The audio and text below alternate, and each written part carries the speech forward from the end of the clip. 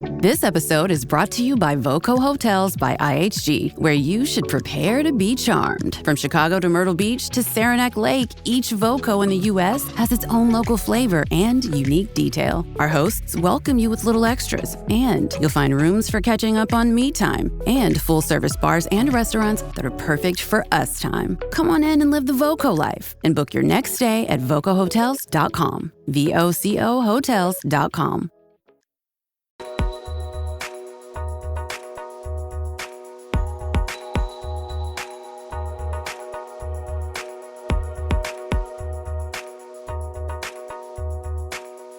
Welcome to episode 95 of the High Volume Hiring Podcast. I am Stephen Rothberg with College Recruiter. That's not the funny part. The funny part is, for those of you who are listening to the audio-only version, the cover art slide basically was blocking my face. I actually think that's probably an improvement, so maybe I should go hide behind the graphic again. But at College Recruiter, we believe that every student and recent graduate deserves a great career, and it should be easy and inexpensive for employers to hire them. I am joined here today by my co-host, Jeanette Leeds. Jeanette, great to see you today. Great to see you too. Hi, everyone. Jeanette Leeds, also with College Recruiter and HR Tech Advisor, among many other things. We are so happy today to have Gino Ferrand here. He's a founder of Tekla.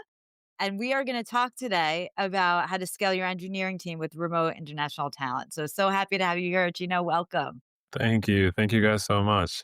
Well, why don't we kick off for our listeners? Just tell us a little bit about what's Tekla? What do you do? What's your background? And then we'll get into sort of the really fun stuff.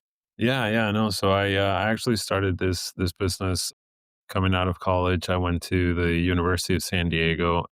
So I've been running it for a bit. What we do is we basically work with mostly technology and software companies in the US, and we help them augment their teams with engineering and software development talent throughout Latin America. So a lot of the times, most of our companies are hiring pretty heavily in the US, and they're also looking to augment with some team members in South America. So focus on Latin America. I mean, I'm old enough to remember when outsourcing usually meant India, especially for tech talent. I've definitely seen a trend, and it's got to be at least 10 years now, where some people will call it like nearshoring, or there's a big emphasis on the same or similar time zones. Is that why the focus on Latin America, or is there something else driving that? Yeah, that's nearshoring has been growing quite a bit lately, especially through the pandemic. It's become a much more popular region to hire talent in, and what we do is augmentation. So it's a little bit different than outsourcing. Typically, in outsourcing, the entire project sort of gets shipped overseas. So if there is a budget, it's just used to hire an agency, let's say in India, that will develop that product or whatever needs to be made and then shipped back. In our case, most of the time, our teams are working with team members in the US. And so that's why companies prefer hiring in Mexico, Colombia, Argentina, because then, people can't be working in the same time zones and not, sort of opposite, at night. That makes so much sense. It's like the time zone thing, unless people are, working different hours and whatnot. Well, that was one question that I had was why is Latin America really becoming this go-to hub for, I guess we'll just put it out there, for high performing software engineers? And clearly some of it's a time zone. Any other reasons or things that you're seeing?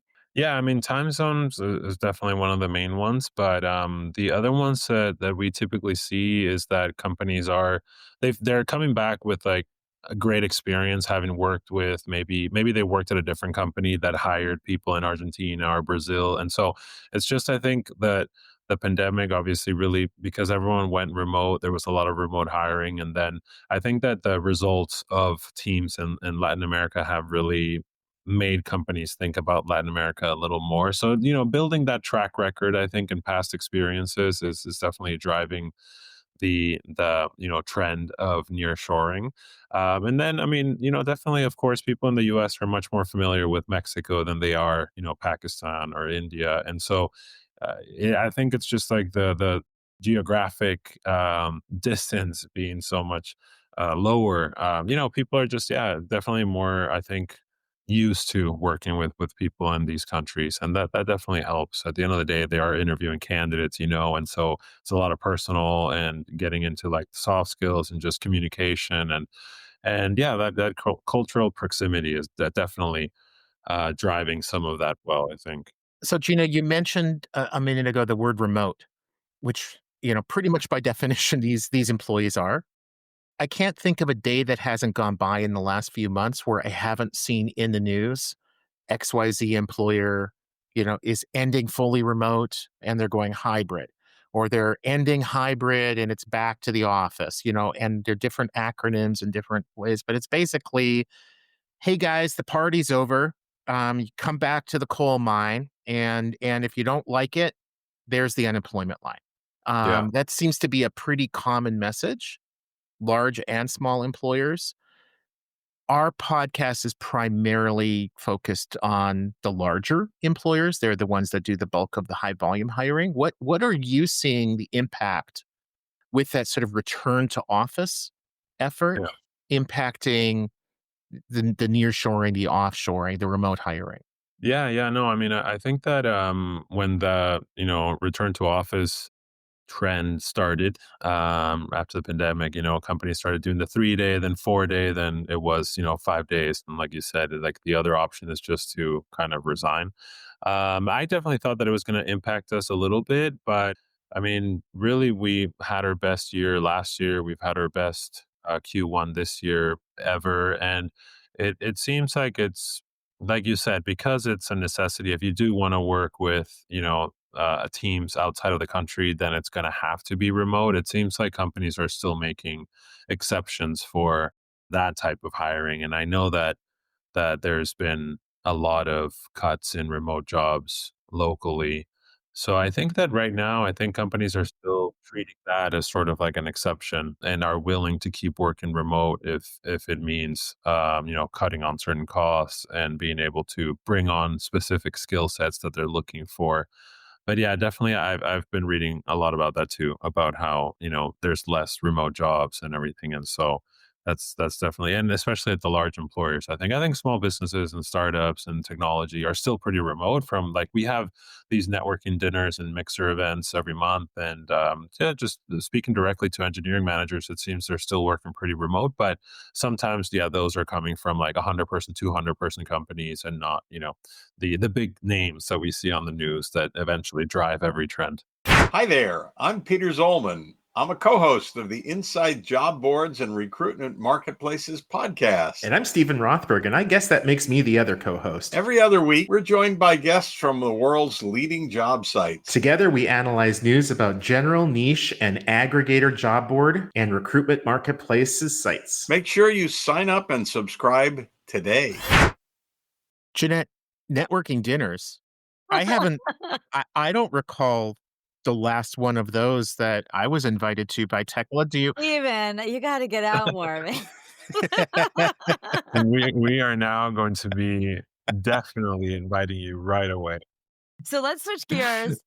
We got to talk about, like, you can't talk about engineer or really anything these days without like talking about AI. So what are like CTOs, tech leaders, like what do they need to know about how globally in this AI driven world? Rex is very interested in the answer that you're bringing. He's like, yeah, tell us more about AI driven hiring. Like what are you seeing there?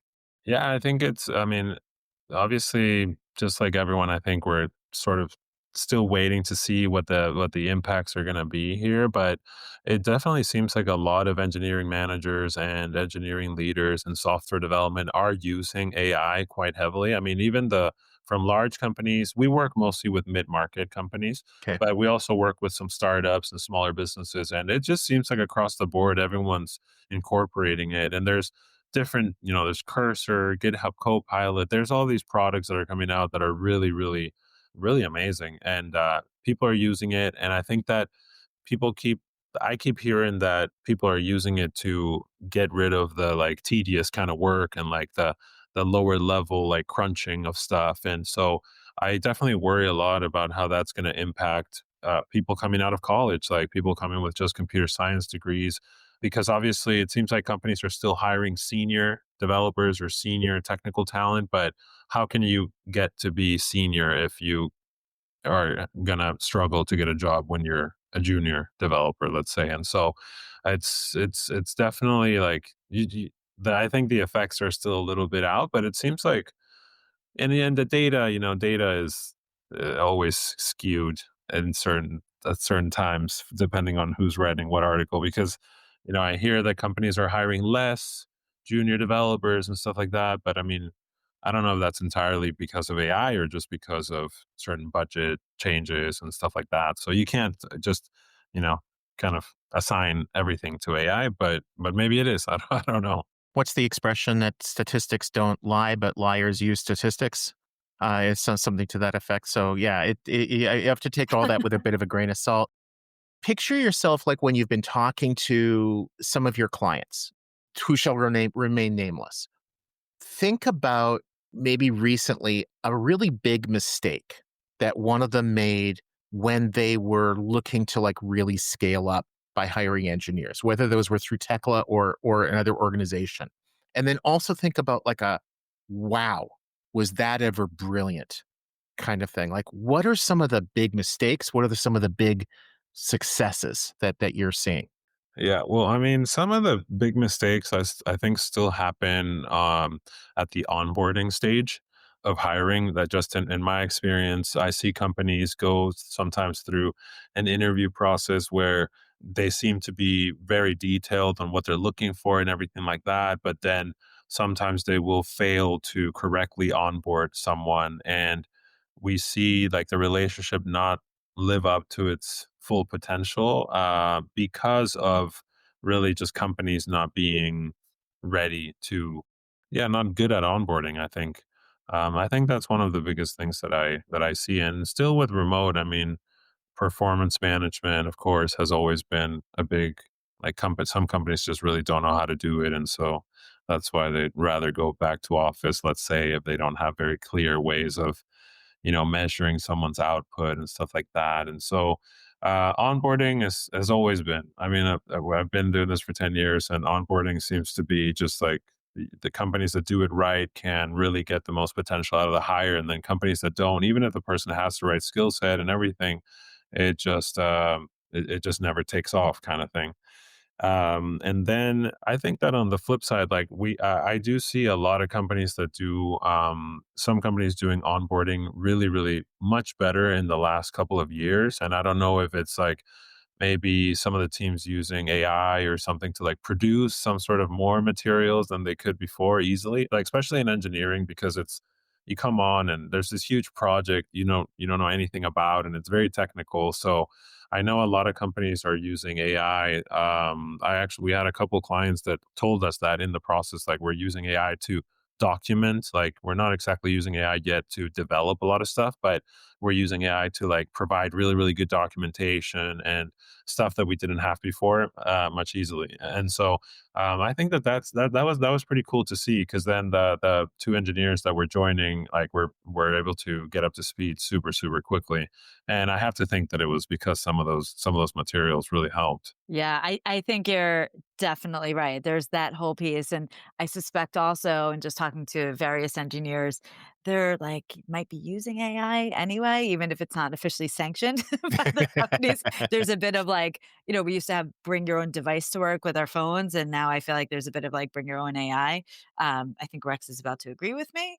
And yes, he agrees. He's like, yes. So well, I'm just looking at the time and I feel like we are actually just out of time. Unless, Steven, you want to throw one last question. Rex is like, this is great, but see ya. But, this has been awesome. It's so great to hear just like your perspective on everything and I appreciate having you on episode 95. Yeah, no, thank you so much. Thank you so much for having me. Awesome. And all three of us look forward to the dinner invitation. Yes, yes, that would be great. Love it. Cheers, Gino. Thanks Thanks, for that. everyone. Bye. Thank you.